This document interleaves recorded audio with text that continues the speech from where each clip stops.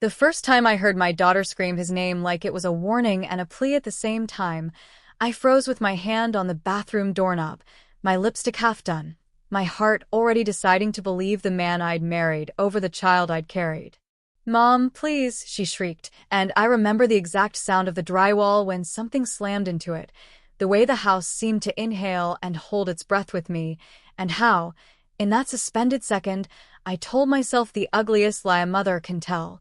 She's exaggerating, she's being dramatic, she's trying to make him look bad. When I opened the door, he was standing in the hallway in that calm, controlled posture he perfected, shoulders relaxed, face blank except for a faint disappointment, like he was the parent and I was the child who'd disappointed him. My daughter was on her knees by her bedroom doorway, hair tangled, one sock half off, eyes wet and wide, clutching her forearm like she'd been grabbed too hard. "She threw a fit," he said evenly, voice low so it sounded reasonable. "I told her to pick up her stuff. She got in my face." The words landed like a script I'd heard before, like a pattern that was becoming our normal. And I did what I did too many times after. I turned to my daughter and demanded an apology. I can still see her lips trembling as she tried to speak, the way her gaze flicked to his hands, the way she swallowed like swallowing would make her brave. "I'm sorry," she whispered, but it wasn't a real apology. It was surrender. Then she looked at me with a kind of betrayal so pure it almost felt like it burned. I want to tell you this story starts with a funeral, or with grief, or with loneliness because that would make it easier to understand, but it actually starts with that hallway and my choice to stand between my daughter and the truth because the truth threatened the life I'd rebuilt too fast. I wish I could say the moment I saw her fear, I snapped out of it, but I didn't. I doubled down. I told her she needed to respect him, that we were a family now, that she couldn't keep causing problems. The words tasted like metal, but I said them anyway because he was looking at me, waiting, and I was terrified of being alone again, of failing again, of drowning in the silence I'd barely survived. That's the part people don't want to hear. I wasn't blind. I saw enough to know something was wrong. I just kept finding reasons to stand still.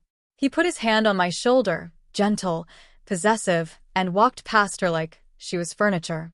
When the bedroom door clicked shut behind him, my daughter's shoulders collapsed inward and she whispered, "Why do you always pick him?" I opened my mouth and nothing came out that didn't sound like another excuse. That was the night I became the villain in my own child's life, and I didn't even have the decency to admit it for years. It wasn't always shouting and slamming, at least not in the beginning, and that's what makes the whole thing feel like I got tricked by my own desperation. My first husband, Evan, died suddenly. One of those ordinary mornings that turns into a nightmare by lunchtime. A heart issue nobody knew about.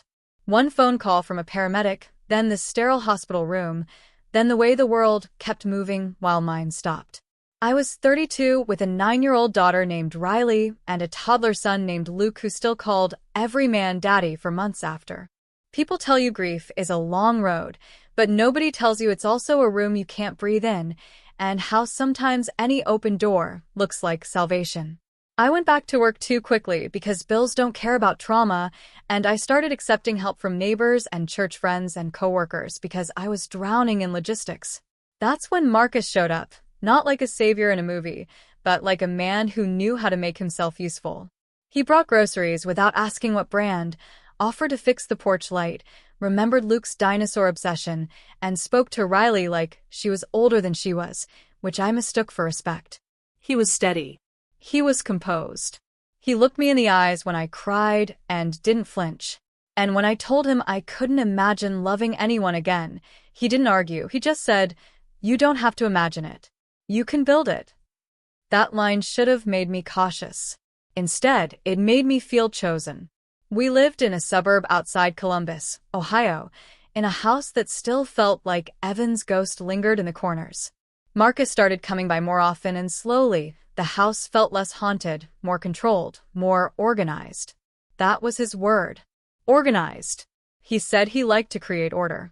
At first it was little things, suggesting a bedtime routine for Luke, offering to help Riley with math, making the pantry look like a magazine spread.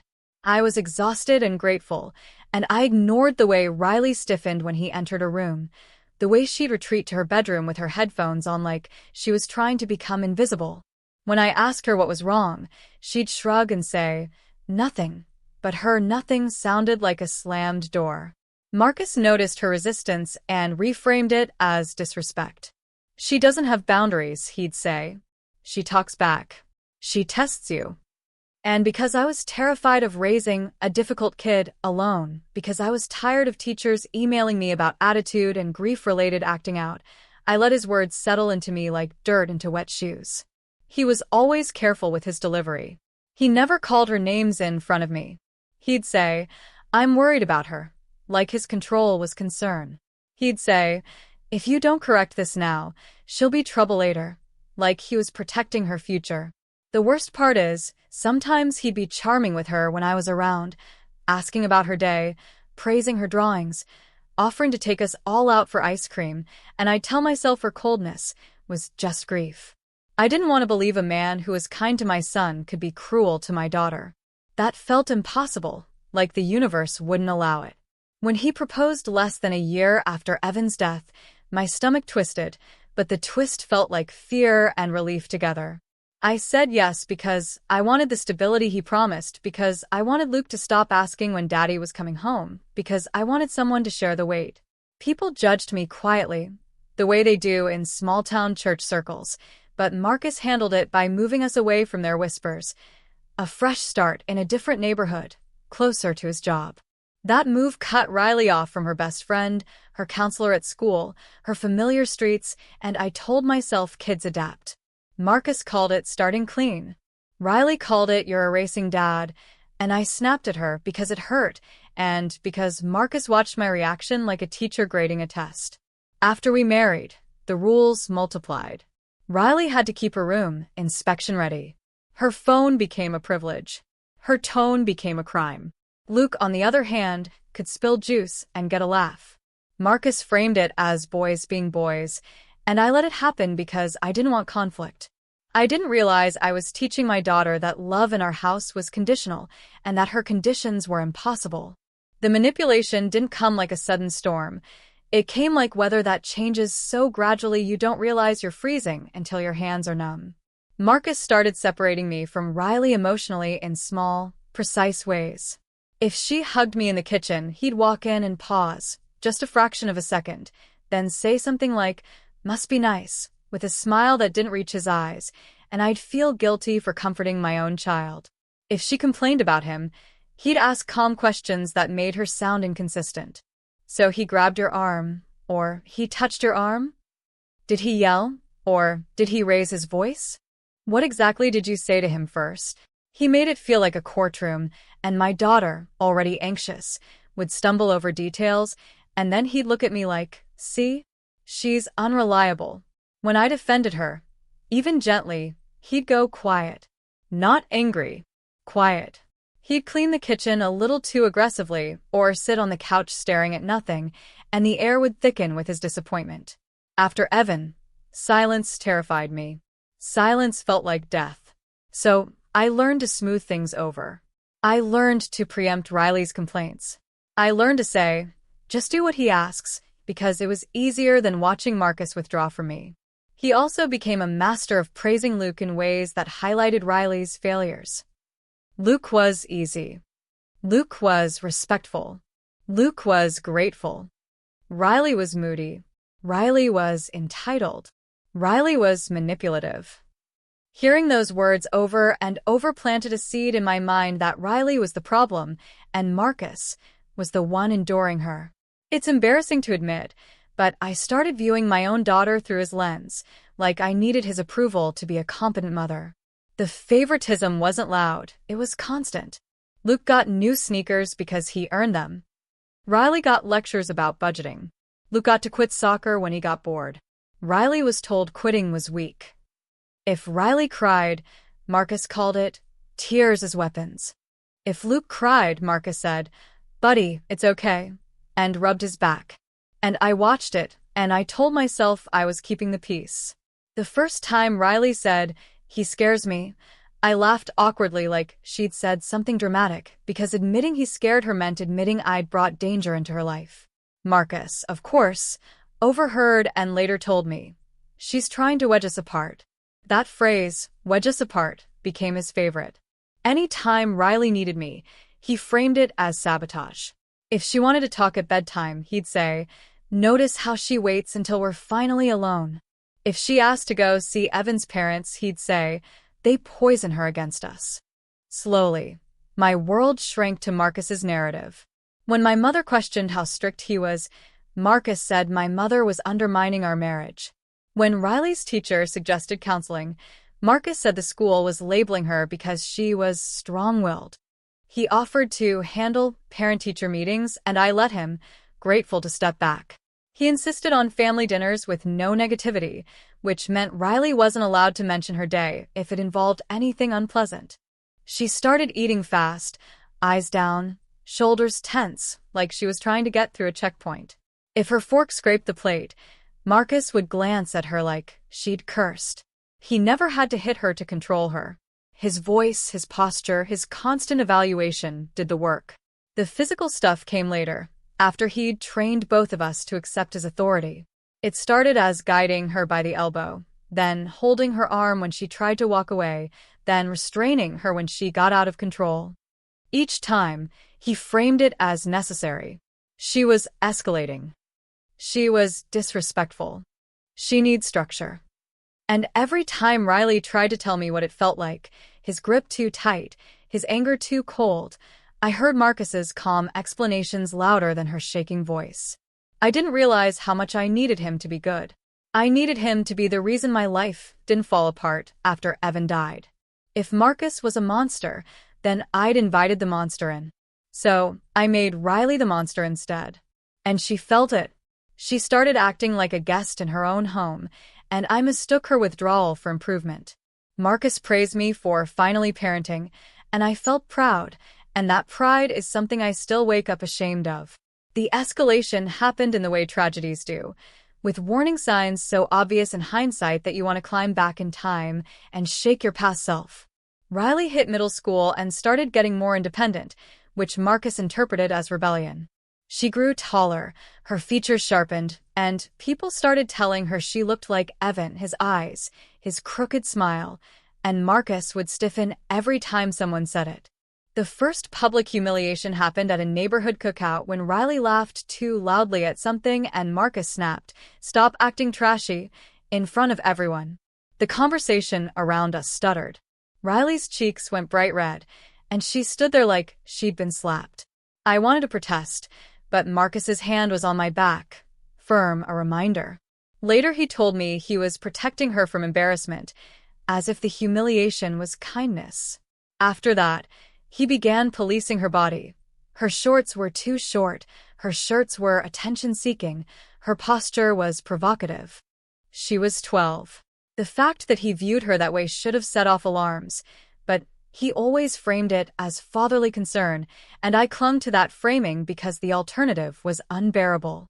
He started taking her phone at random and reading her messages, then accusing her of lying if anything seemed secretive. He forced her to keep her bedroom door open. He insisted she wasn't allowed to shower with the bathroom door locked because she might be hiding something. I remember Riley's voice cracking as she begged for privacy, and I remember Marcus saying, "Privacy is earned." I remember telling her, "Just cooperate," because I was exhausted and because Marcus made noncompliance feel like a crisis. Around that time, money became another weapon. Evan had left a small life insurance policy, not enough to make us rich, but enough that I'd put some aside for the kids' future. Marcus found out and became furious that I had secrets. He said it proved I didn't trust him, and he demanded we merge finances. He convinced me to refinance the house, to consolidate debt, to invest in a small business idea he had. When Riley questioned why her college savings was being touched, Marcus laughed and said, "College? With her attitude? Let's see if she even graduates." Riley stared at me like I'd let someone tear a page out of her future. I told her Marcus knew what he was doing. I was lying, but I didn't know how to admit it. The financial damage built quietly, missed payments, credit cards in my name, loans I didn't fully understand, until the day I got a call from a bank about a delinquent account I didn't recognize. When I confronted Marcus, he spoke to me like I was hysterical. "Calm down," he said. "I'm handling it. Do you want to stress the kids out?" It was always about the kids when he wanted control, and never about them when they needed protection. Meanwhile, Riley's behavior shifted from quiet compliance to raw anxiety. She started having stomachaches before school. She started sleeping with a chair pushed against her bedroom door, even though he forced it open. She stopped inviting friends over. One night, I found a small notebook in her backpack where she'd written lists like things I can control, breathing, homework, staying quiet, and things I can't control, Marcus's mood, Mom believing me. Reading that line made my throat close, but instead of facing it, I confronted her for writing mean things about Marcus. She didn't cry. She just looked at me with a flatness that felt worse than anger. "You're not my mom when he's around," she said. That sentence should have shattered me into action, but I was too deep in the story Marcus had written for us. That Riley was unstable, that she was resentful, that she was trying to ruin our family. Then came the irreversible action, the one that still makes my stomach twist when I think about it. Riley reported something to her school counselor. She told her that Marcus grabbed her, that he wouldn't let her lock the bathroom door, that he screamed inches from her face. The counselor called CPS. I remember the knock at the door, the worker's badge, the way my living room suddenly felt like a stage where my failures were about to be spotlighted. Marcus greeted the worker with charm and calm, offered water, spoke in measured tones. He framed Riley as grieving, troubled, manipulative. And I, her mother, backed him up. I told the worker Riley had a tendency to exaggerate, that we were working on boundaries, that Marcus was a strong parental figure. Riley sat on the couch, silent, hands clenched, watching me testify against a reality. After the worker left, Marcus erupted, not at me, but at Riley. He hissed that she'd tried to destroy him, that she was ungrateful, that she'd never be allowed to do that again. Then he made her write an apology letter to him. I watched my daughter's hand shake as she wrote, and I did nothing. That was the moment the conflict stopped being hidden. It became our family's core. Riley became the enemy, and Marcus made sure she felt it every day. By the time Riley turned 14, the house felt like a place where air was rationed. Marcus controlled the thermostat, the lights, the pantry, the schedule.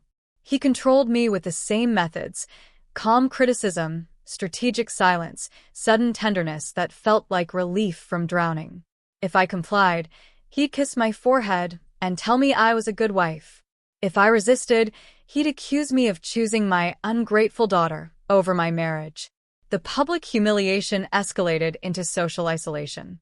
He started coming to Riley's school events and sitting in the front row like he owned her, then critiquing her afterward in the car. "You looked sloppy. You smiled like you didn't care. You embarrassed me." When Riley got an award for honor roll, he said, "About time you did something right," and then took Luke out for ice cream to celebrate the family, leaving Riley at home to clean the kitchen because she'd left a dish in the sink. I tried to protest once, quietly, and Marcus stared at me and said, "Do you want her to grow up spoiled?" The argument always came back to his moral framing. He was the disciplinarian, the one saving the children from weakness. I felt like if I fought him, I was choosing chaos. And because chaos had taken Evan, I hated it. The betrayals got heavier. Marcus started telling other people that Riley had behavioral issues. He told my friends she was lying for attention. He told Evan's parents that Riley was confused and that they were feeding her anger. Then he cut them off. He blocked their numbers from her home phone. He returned their gifts unopened. When Evan's mother showed up unannounced on Riley's birthday, holding a cake and balloons, Marcus opened the door just enough to speak through the crack and said, "She doesn't want to see you," and closed it. I stood behind him, frozen, while Evan's mother cried on the porch.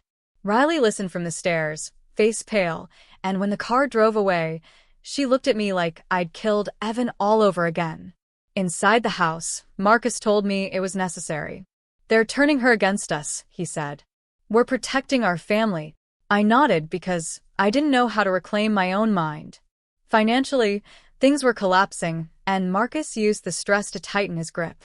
He convinced me to take out a line of credit to stabilize us, then used it to cover his debts and his impulsive business decisions. He insisted Riley get a part-time job at 15 to learn responsibility, then took her paycheck for rent, framing it as life lessons. I remember Riley standing at the kitchen counter counting cash tips from a diner shift, hands smelling like grease, eyes exhausted, and Marcus holding out his hand like a landlord. "Give it here," he said. She looked at me, silently begging. I told her, just do it, because I was afraid of what he'd do if she refused. That's when she started calling me his assistant under her breath.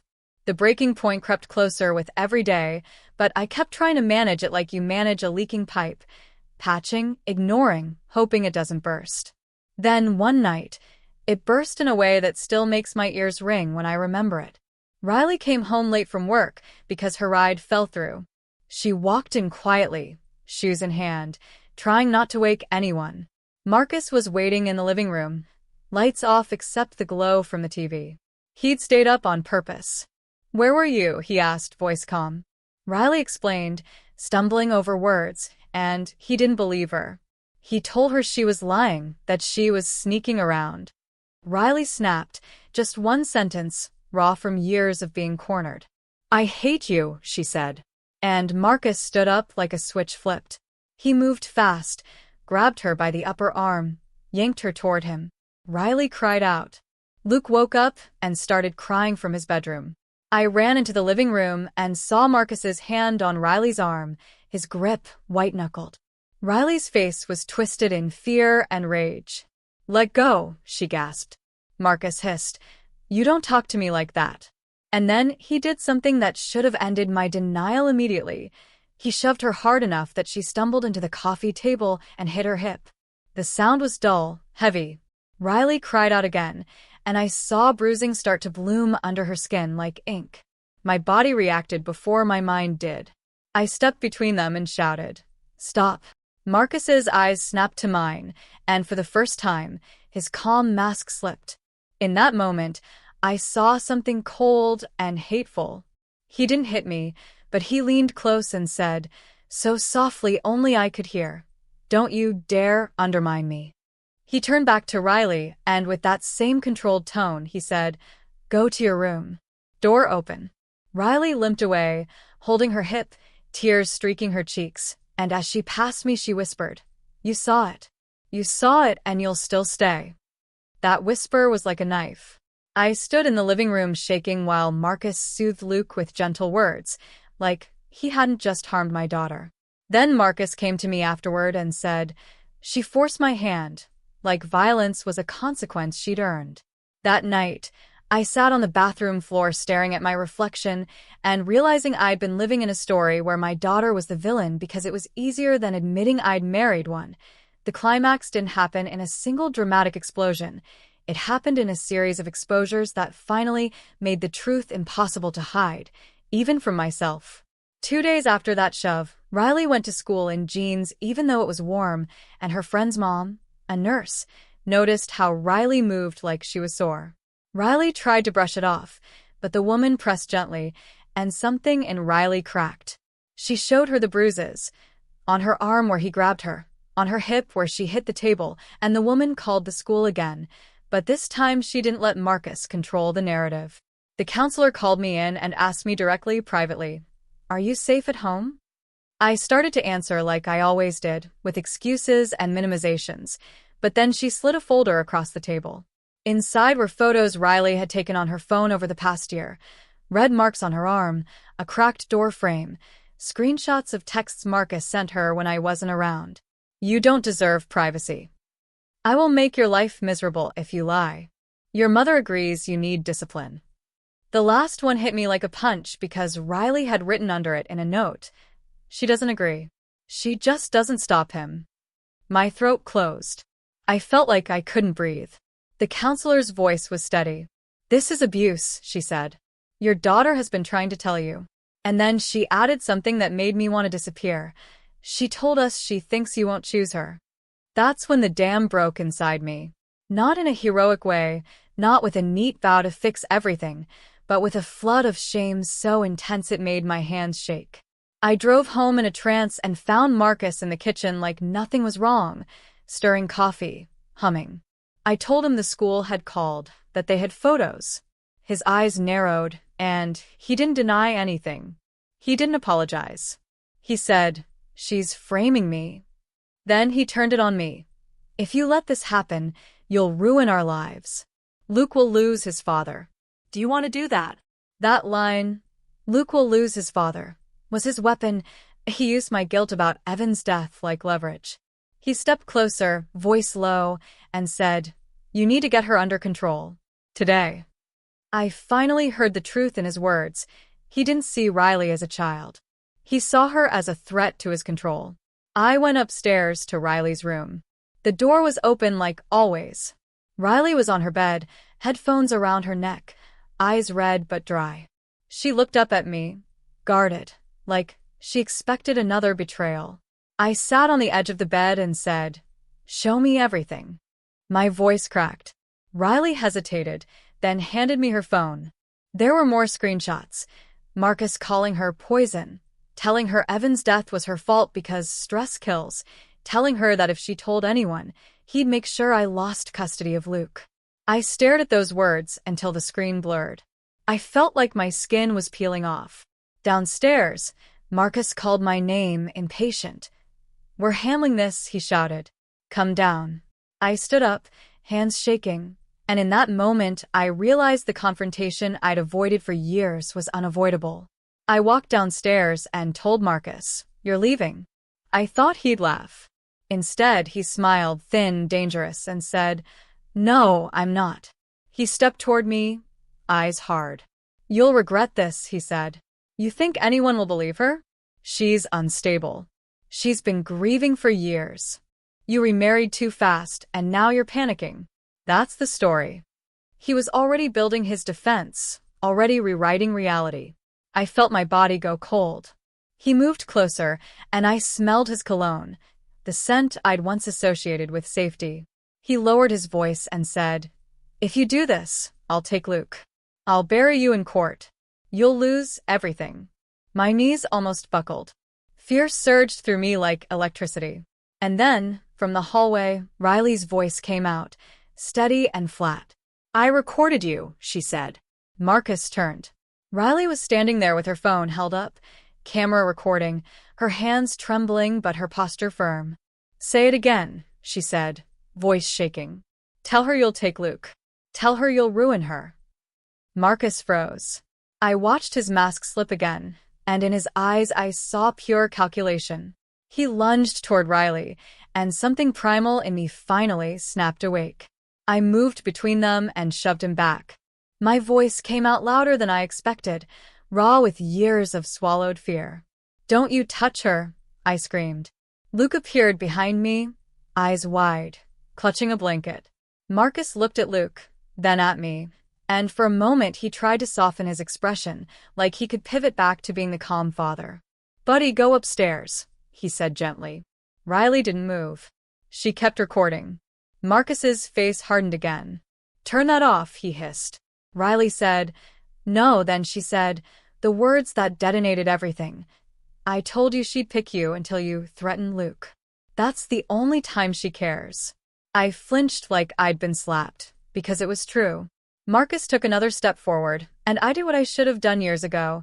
I grabbed my keys, grabbed Luke's hand, and said to Riley, "Get your bag." Marcus shouted, the calm gone, voice sharp and ugly. "You're not going anywhere." He reached for my arm. Riley's phone caught it. I pulled away and ran. We got into the car shaking, Riley sobbing silently in the back seat, Luke crying in confusion. I drove to the police station with my hands gripping the steering wheel so hard they hurt, and I walked inside and finally told the truth out loud, saying it felt like vomiting up poison. "My husband has been abusing my daughter." The officer's face changed, serious, and I realized there was no going back to denial. The truth was exposed, and it was louder than Marcus's narrative. The consequences were messy, terrifying, and still the most moral thing I've ever done. That night, The police took a report, photographed Riley's bruises, and listened to the recording where Marcus threatened to take Luke and grabbed at me. A temporary protective order was filed, and we stayed in a hotel with fluorescent lights and scratchy blankets, the three of us huddled together like refugees. Riley didn't sleep. She stared at the ceiling, jaw clenched, like her body didn't trust safety. Luke kept asking if Marcus was mad at him, and every time he asked, it felt like another punishment for my choices. In the morning I called a domestic violence hotline, and the woman on the phone spoke with a calm that made me cry because she treated me like someone who deserved help, even after what I'd done.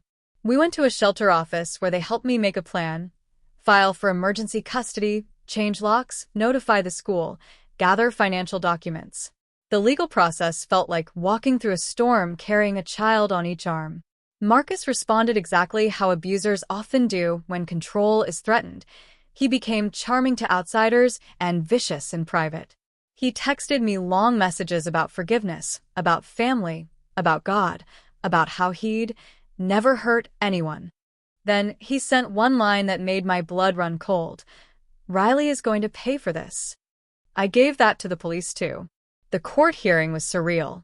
Marcus showed up in a pressed shirt, calm smile, telling the judge I was emotionally unstable after losing Evan, that Riley was troubled, that I was being manipulated by a teen. Hearing him speak my grief like a tool made me shake with rage. But this time I didn't shrink. I brought evidence. Photos, recordings, counselor reports, bank statements showing debts he'd hidden, messages where he threatened. Riley testified too. She didn't dramatize. She didn't cry. She just told the truth in a flat voice, describing the rules, the grabbing, the intimidation, the isolation. Watching my daughter speak in court while I sat beside her, present, not passive, was one of the most painful and necessary moments of my life. The judge granted the protective order and temporary full custody to me, with supervised visitation for Luke suspended until further evaluation, because Marcus wasn't his biological father. Marcus's face tightened, and for the first time I saw him look small, not because he was harmless, but because he'd lost the room. We returned home with an officer escort. The house felt different, like the walls remembered. I changed the locks, packed Marcus's things into boxes, and put them in the garage for his family to collect. When I found the apology letter he'd forced Riley to write, tucked in a drawer like a trophy, I sat on the kitchen floor and sobbed until my chest hurt. Setting boundaries wasn't a single act. It was a series of decisions I had to make every day. I cut off the people who sided with Marcus, even when they were friends from church who said things like, "Marriage takes work, and kids can be manipulative." I stopped explaining myself to anyone who wanted a neat story, where I wasn't complicit. I took financial action too. With a lawyer, I separated accounts, disputed debts that were fraudulently taken in my name, and filed for divorce with a request for restitution where possible. The money didn't magically come back, but taking control of it felt like reclaiming oxygen. Riley started therapy with a trauma-informed counselor, and Luke started seeing a child therapist too, because he'd lived in that atmosphere and absorbed it in ways I hadn't understood. At first, Riley didn't want to be in the same room as me. She'd answer in one-word sentences, flinching when I raised my voice even slightly. I didn't demand forgiveness. I didn't make myself the victim. I started doing the quiet work of being accountable. I told her, again and again, without excuses, "I failed you. I chose him. I believed him. I'm sorry. I'm here now." The first time she looked at me and said, "Why didn't you stop him sooner?" I didn't say I didn't know, because that would have been another lie. I said, because I was afraid and selfish, and I thought I needed him. And I was wrong. Saying that felt like swallowing glass, but it was the only honest thing. Slowly, the house began to fill with different patterns, doors that could close, showers that could lock, dinners without interrogation. Evan's parents came back into our lives after years of silence, and when Evan's mother hugged Riley and whispered, "I'm so sorry," Riley cried for the first time in front of me in a way that felt like release. I watched them and realized how much I'd stolen from my daughter. Rebuilding wasn't cinematic. It was laundry and court forms and therapy appointments and long nights where Riley's nightmares woke the whole house. It was me learning to sit in discomfort without running to someone else's control. It was me earning trust like you earn a credential, slow, consistent, without shortcuts. The moral clarity of it was this. Marcus was gone, but my responsibility didn't leave with him. I had to live with what I'd allowed, and I had to become the kind of mother who could face the truth even when it made me look bad. That was the only way to give Riley something she hadn't had in years, a home that wasn't a battleground. The closure didn't arrive like a movie ending where everyone smiles under warm lighting. It came in small, steady moments that added up to peace, and peace felt almost unfamiliar at first, like a quiet room after a lifetime of noise. The divorce finalized a year later. Marcus fought it, of course. He filed motions, demanded hearings, tried to drag me into arguments where he could reassert control. But the evidence held. The court maintained the protective order for Riley until she turned 18, and Marcus was ordered to have no contact with her. When that order was renewed, Riley didn't celebrate. She just exhaled, like her body had been bracing for impact for years and could finally unclench. Financially, we were bruised. I took extra shifts, downsized, learned to budget down to the last dollar. We moved to a smaller rental closer to Riley's school so she could walk home without feeling watched. I repainted the walls a different color because I needed the space not to feel like Marcus had fingerprints everywhere. Riley chose her own furniture arrangement, and she kept her bedroom door closed, not as a barrier from me, but as a sign that she controlled her own space. Luke adjusted in his own way. He stopped asking about Marcus after a while, but he asked questions about Evan again, and I realized Marcus had occupied so much oxygen that even Evan's memory had become crowded. We started talking about Evan at dinner, telling Luke stories, looking at old photos without fear that someone would accuse us of living in the past. Riley kept one photo of Evan on her desk, and the first time I saw it there, I cried quietly in the hallway because it felt like she'd stopped needing to hide her grief to survive. Therapy helped, but it wasn't magic. Riley had anger that came in waves, and sometimes it hit me directly. There were nights she'd say, "I don't think I'll ever fully forgive you," and my throat would tighten, but I'd say, "You don't have to. You just have to be safe." Over time, she began to trust my consistency. The first time she called me from school because she was overwhelmed and asked if I could pick her up, I left work immediately. When she got in the car, she didn't apologize for needing me. She just sat there, breathing, and after a few minutes she said, quietly, "Thank you for coming." It felt like a fragile bridge being built plank by plank. The justice I used to fantasize about, Marcus confessing, everyone applauding, my guilt disappearing, never happened. Instead, justice looked like Riley thriving despite what he tried to do to her.